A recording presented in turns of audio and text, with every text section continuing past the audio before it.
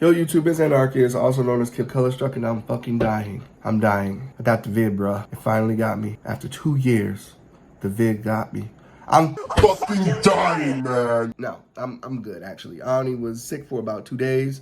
I feel fine right now. I got a little bit of a cough, but I feel fine. There ain't no labeled breathing, none of that bullshit. Yeah, I can only imagine what it looked like when my immune system was fighting that shit off, because I felt every bit of it those 2 days.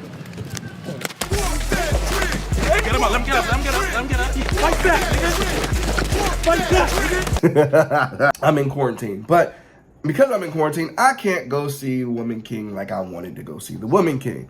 But when I turned on TikTok, I saw that there are a bunch of people who are mad, who are saying, when I turned on TikTok, there are a bunch of people saying that they are not going to go see The Woman King.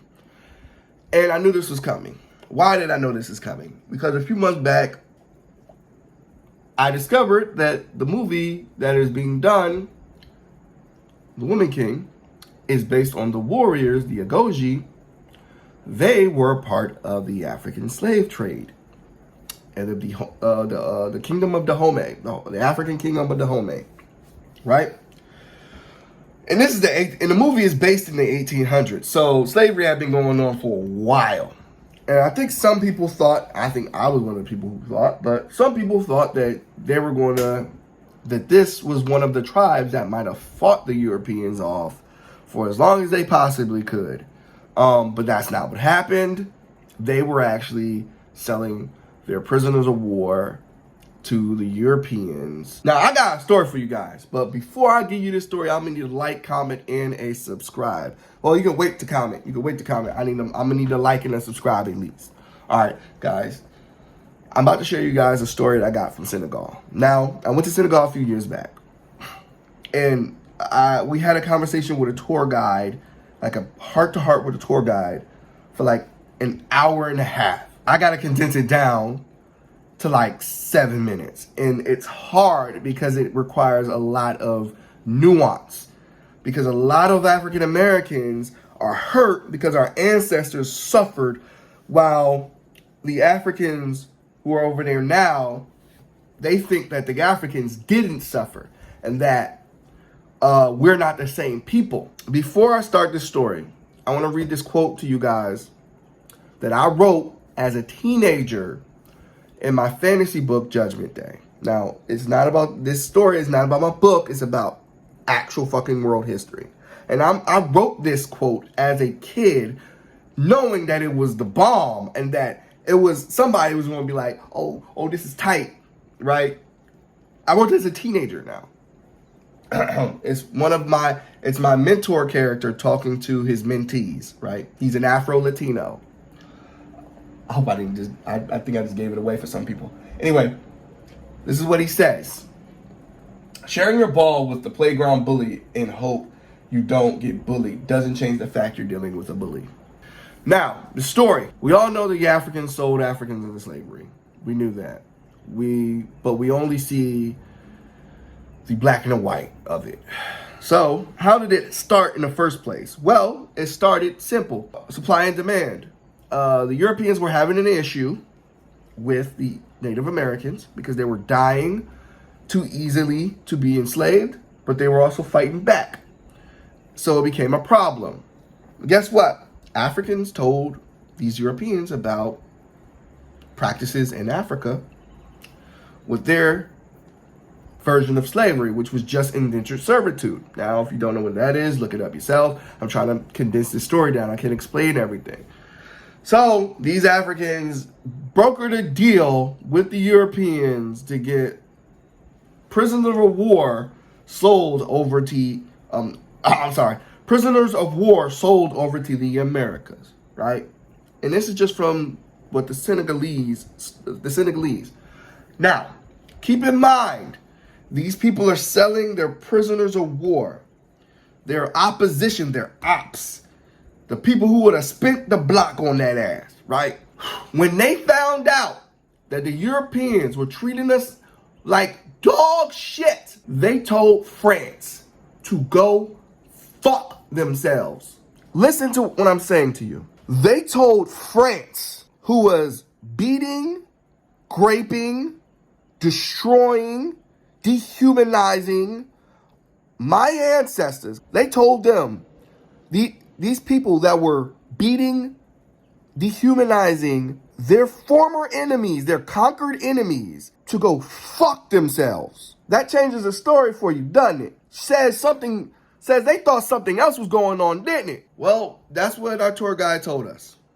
I went and did some reading after that. I found out what he said isn't far from the truth. Senegalese told them to go fuck themselves, and then they got colonized right after that. You remember that quote I gave you that I wrote when I was a teenager? About dealing with a bully? Well, I wouldn't say it was far-fetched that the whole entire West African and South Africa was dealing with a fucking bully.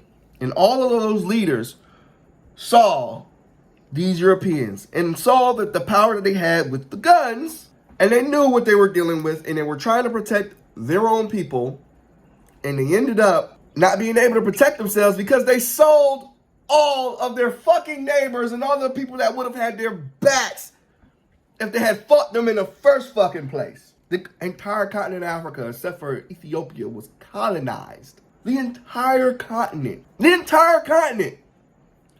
And the Senegalese aren't the only ones who expressed regret in selling their neighbors. They are not the only ones.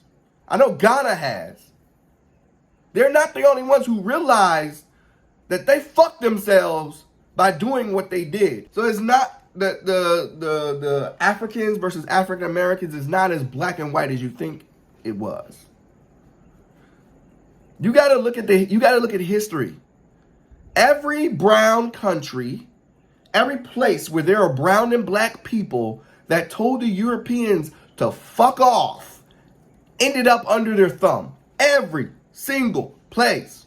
Well, there's some places where they won, but for the most part, every single place. I understand why we're mad about the Woman King and seeing that being displayed as something we should cherish or be proud of. I understand why people will be mad at, but as Africans and African Americans, we need to understand that we needed each other and we need each other. And if we keep continuing to like fight, because we do, because it's the dumbest, we fight, especially we add you can add the Caribbean in there too. But Africans in general, amongst the African diaspora, it's not as black and white as we thought. They actually fought for us. We just didn't get to see it. And what happened to them? They got colonized.